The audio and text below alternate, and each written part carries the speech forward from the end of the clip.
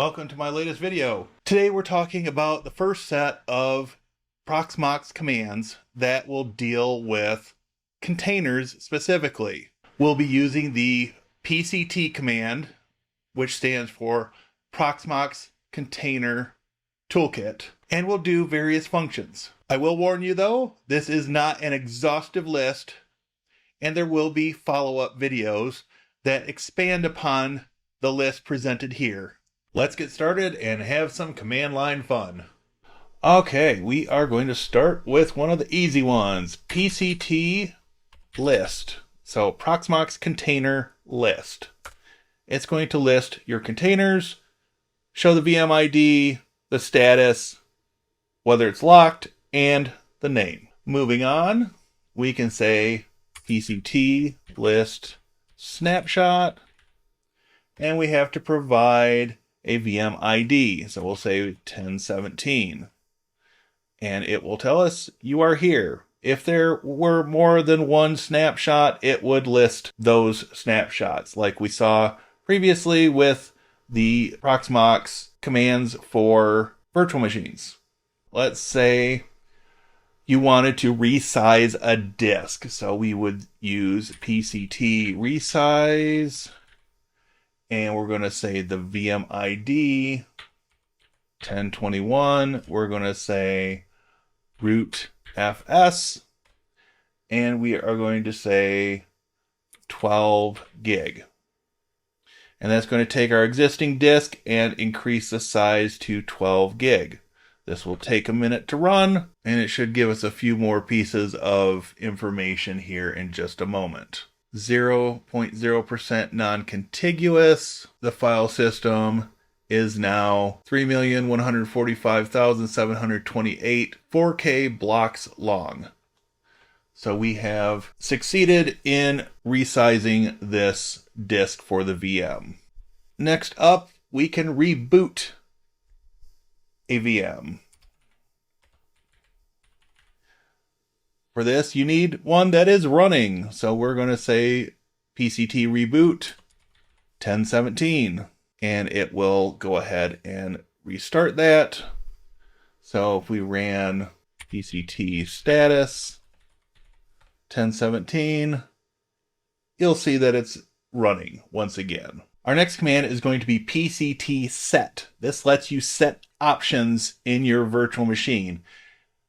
As you can see here, we've got memory at 1 gig, we've got swap at 512 meg, and so what we're going to do is we're going to increase those values. If we come over here, we can say PCT set 1021 double dash memory 2048, which will increase it to 2 gig, and swap 768. And if all went correctly, we can pop over here and see that we now have 2 gigs of RAM and 768 megs of swap. So we have next up the PCT shutdown command, and you just specify the VM ID 102, and then if we do the list again, it is stopped. Piggybacking off this, we've got PCT start, and we can start 1002 back up.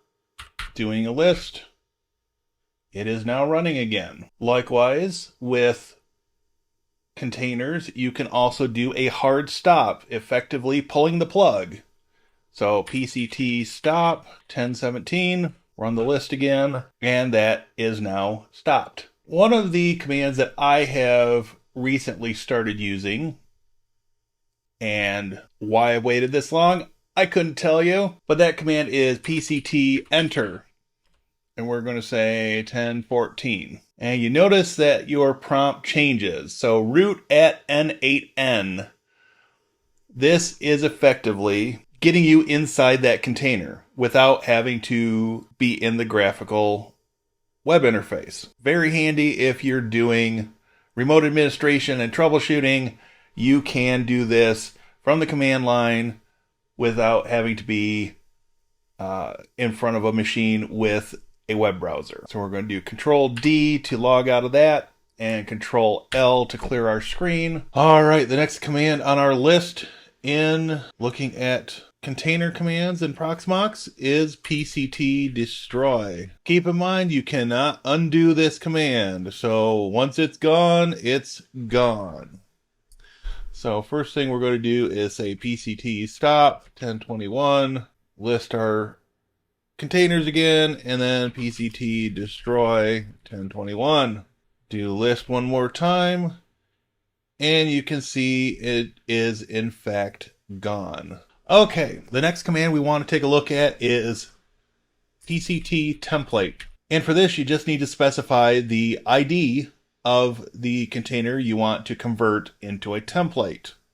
So we'll say pct template 1008, and just like that, it's converted to a template.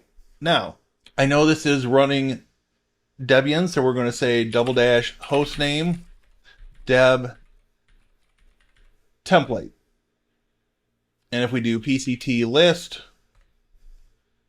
it does reflect that. If we want to clone a template, we're going to say pct clone, give the ID of the container, give the ID of the clone container, and specify -- full. All right, just like that, we have a clone of our template. But as you can see, the host name, just listed as a name here, is the same as the template. So we could say pct set 1022 hostname Debian CT 1. And if we do list again, it's now got a unique name, which is going to make things a whole lot easier to keep track of later. And that, my friends, will wrap up the first segment of Proxmox container commands. Hopefully you got something out of this, or at least have some new perspective on what things in the Proxmox graphical interface are doing behind the scenes. There will be future videos, so I thank you for watching, and hit that like button, leave me a comment, and I'll see you next time.